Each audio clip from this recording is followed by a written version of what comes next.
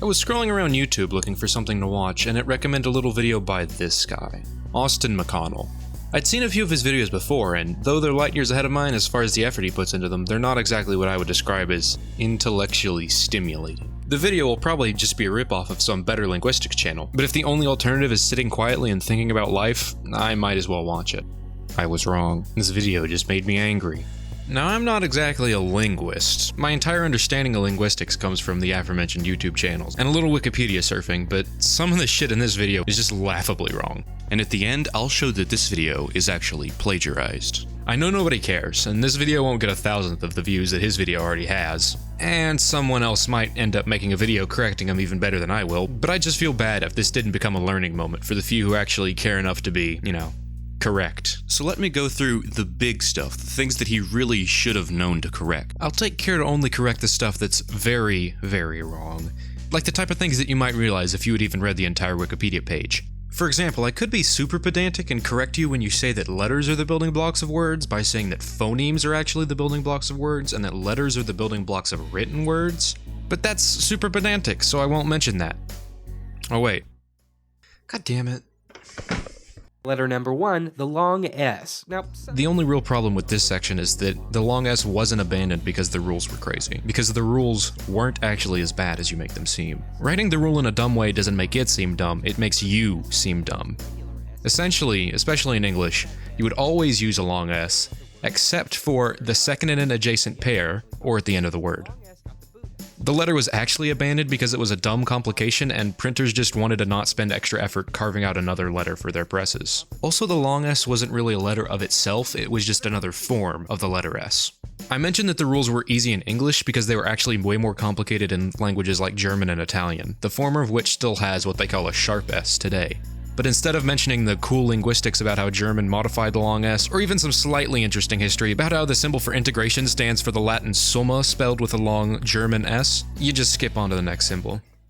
ampersand. You're probably thinking, Austin, ampersand is a symbol, not a letter. au contraire, Mon frère. Why do you have to make your videos so damn annoying, man? so instead of singing, W, X, Y, and Z. little Latin-speaking kids would sing, W, X, Y, Z, and per se, and... Now here's where it's obvious that your comprehension went straight in the shitter. You looked at the Wikipedia page for ampersand and found this funny little factoid, but you didn't realize that it was actually talking about English speakers. You even added the letter W, which, as you say later in the video, was not a feature of Latin, and that the ampersand didn't exist in Latin because they were using a ligature for their word for and, et. You also didn't even notice that the Latin word for and isn't and, but nope, gotta go on the next letter. Number 3, thorn. No joke about how the only language which still uses this letter calls it thot? No, seriously, listen. Thought. If you're gonna make a shitty BuzzFeed quality video, at least have some shitty BuzzFeed quality jokes in there. You also neglect to mention that before not actually existing in type fonts, the letter had already fallen out of usage because it's a lot easier to just write TH than to use a special letter, and that the letter thorn itself had already started to look a lot different in England. Overall, this one isn't that bad, but he mentions a lot of really dumb stuff about this same letter in the next few parts. Number 4, that. This one was never a letter in the alphabet, just an abbreviation. You do mention that, but it kind of ruins your terrible clickbait title. Number 5, F. F is a little thorn wannabe. I am not a fan. Look at its stupid face. It's just a D with a line through it. Hey, fuck off, man. Don't talk shit about F. Sure, it's not entirely original or necessary for most languages, but without it, IPA would need an even dumber looking symbol, and we wouldn't have a logo for our favorite shitty crypto coin. Also, the whole thing you mentioned about eth representing a voiced dental fricative is actually just wrong. Old English used eth and thorn interchangeably to represent both the voiced and unvoiced dental fricative. I found some mention that some might have attempted to separate the meaning of the two, but that was never standard. Number 6, ash. This thing is basically an A and E smashed together. You might see it occasionally in words like ether and eon if you're reading a sci-fi or fantasy novel that wants to look cool. Maybe nowadays most people pronounce it like E, but why not teach them that in Latin it was a diphthong? Ah, and then E. Aether, not ether. Ion, not eon. Two different vowels. That's a thing that most people don't know there's a word for. And also, the word for it is diphthong. That word's fucking awesome. That's a nice ass fact. People should know that shit. But you didn't read that part of the Wikipedia article, so you skip over it. In Old English, ash represented a sound somewhere between A and E, essentially like you would pronounce the A in cat or thereabouts. As you might imagine, having a letter meant to represent a sound somewhere between two other sounds is not very definitive, so ash fell out of common use. No! It fell out of use because nowadays we just find it easier to write that sound using an A or an E. We still have that sound. In some languages, the difference between that sound and another one does make a difference, but in ours it doesn't. The reason we stopped using ash is because it's a dumb letter, and it doesn't get used enough to waste time teaching it to every stupid preschooler. It's useful when you want to specify which exact vowel you're talking about because, and I can't stress this enough, most dialects still have that sound which you're talking about. The halfway sound is now just represented by a different vowel, either an A or an E depending on the word. Make it sound like we got rid of the sound, but we didn't. We got rid of the letter. Number 7, Ethel, the letter that everyone's great aunt is named after. Nothing's really wrong with this one, but I feel like this is a good time to tell you the difference between a letter and a ligature. While I was emulating your style of looking at random Wikipedia pages for 5 minutes, I never saw Ethel called a letter, per se. It's actually two separate letters written together. Just in case you don't see the difference, many fonts have ligatures with F, for example, FF, but we don't teach those to kids as part of the alphabet. They're not separate letters, they're just different ways to write them. Everyone would understand if you wrote two Fs instead of two Fs with the same line connecting them. Number 8, win. The English gets a lot of its alphabet from Latin, and the sound w doesn't really get a lot of airtime in that circle. Wrong again. Classical Latin, the one which is correct, used the letter V to represent the U sound and the W sound. Latin very much did have the W sound, it just wasn't represented differently from U. But in the medieval era, Latin lost that W sound. V started to mean V, and they developed the letter U to mean U. The problem was that Germanic languages, which did use both U and W, and considered them to be very separate sounds, were using the medieval Latin script, which worked best for languages which didn't really differentiate between those two sounds. Ultimately, the digraph of U and U, or V and V, became more common on the continent, and it eventually developed into a W. It went from two letters next to each other to the combination of those two letters, to that just being one letter.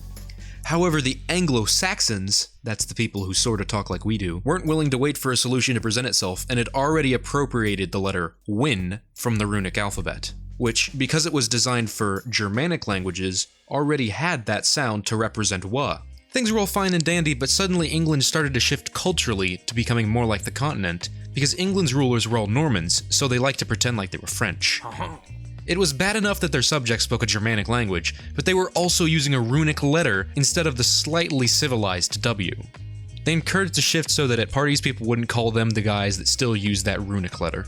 That's a very different story from the one you gave. You act like the population who was doing the writing was mostly everyday people, but almost anyone will tell you that the majority of people who were writing back then were noblemen and clergy. It wasn't a matter of the court of public opinion, like you say, it was the court of court opinion. Number 9, my personal favorite, yoch. Look at it, it's beautiful, beautiful. I love that design. We should use it for something. I know you're mostly just memeing, but yoch and 3 are different. Super different. Yoch got used in a lot of different ways, but the most important one is that voiceless velar fricative. You keep on pronouncing it like more of a K though. Bach, or the Loch Ness Monster. I'm not quite used to doing velar fricatives either because I've never had to, but honestly dude, at least try. You said Bach when it should be Bach. Loch when it should be Lach. You might think that that sounds like a nitpick, and it kind of is, but this is linguistics we're talking. Funnily enough, this character was also the victim of Norman scribes getting their panties in a twist about what they thought were heathen letters. Sadly, the confusion that it caused with the letter 3 ultimately doomed it from becoming permanent. The absolute death of yoch just about coincided with the popularization of Arabic numerals.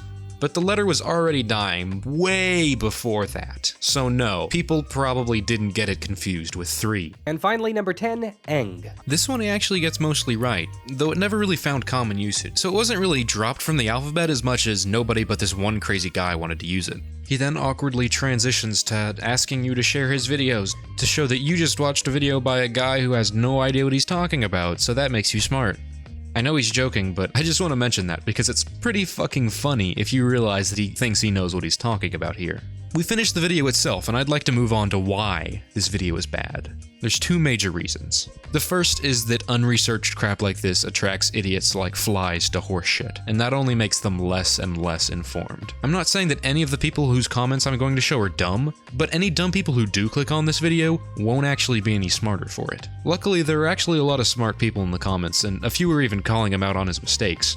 But when only 1% of the audience leaves a comment, and fewer actually look past the first 3, I think that a huge amount of people actually thought the things which are wrong in this video are true. I, and hopefully you, would be very mad if someone posted a video utterly misexplaining everything about medicine, because that type of shit leads to people dying when they think they're as smart as a doctor, and stop vaccinating their kids or take some homeopathic remedies instead of taking their cancer drugs. Well, this is a very low-impact form of that very same thing. Let's look at a few examples of what sloppy research makes people think.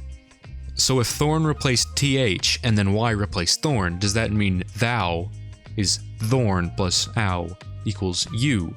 No, that's the exact opposite of what happened. Thou and you aren't directly related like that. You was already a word, and we just started using it where they used to use thou and ye. Wait, so daughter would have been pronounced dokter? Daughter was most likely pronounced something more like Tochter. We know that because other languages related to ours have words like German's Tochter. With just a bit better writing, these people would have actually learned something instead of walking away thinking things that are wrong. But ultimately, that's just the knock-on effects, the squishy maybes which this video might have. There's also a possibility that this video inspires more people to read the comments and actually research the things which he talks about, so there might even be a net positive effect. But that isn't my real problem. My real problem is something that I realized as I was looking on Wikipedia while I was thinking about this video. My real problem is that this video is totally plagiarized.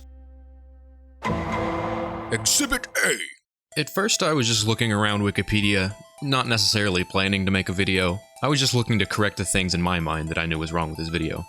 And then it struck me. It's odd. Use the exact same example of Paradise Lost. Granted, a slightly different picture. I said, oh well, you know. Maybe he did take an example from Wikipedia, but that's what it's there for. Nobody really minds if you use a place like Wikipedia as a source, and I doubt that anyone under the age of 60 would even call it unethical. He should have mentioned that he used that as a source, but, you know, it's YouTube. But then I looked at the page for his next example, ampersand. This time, same image. And there, under the etymology subheading, that very same tale about how the alphabet ended.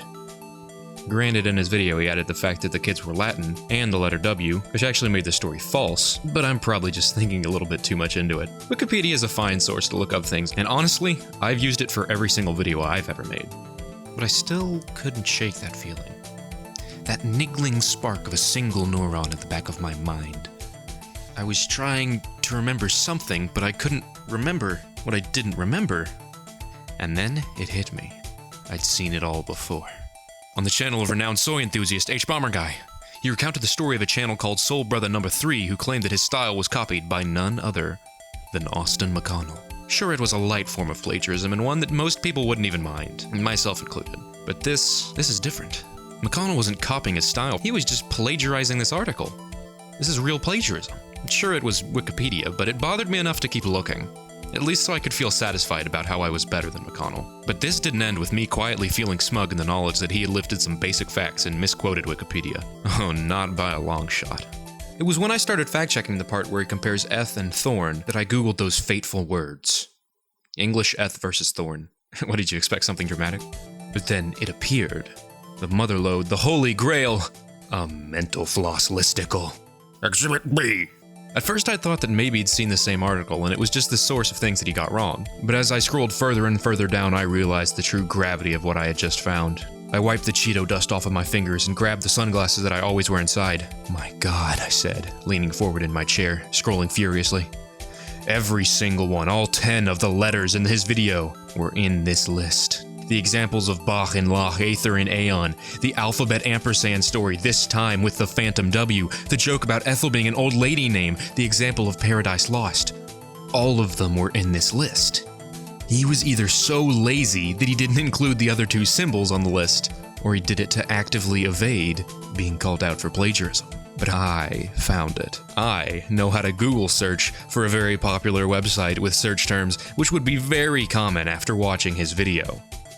with not a work cited, no shout out in the description, nothing indicated about this video's true existence. Well, you can run, Austin, but you can't hide. And your time is up, so I'm taking you downtown.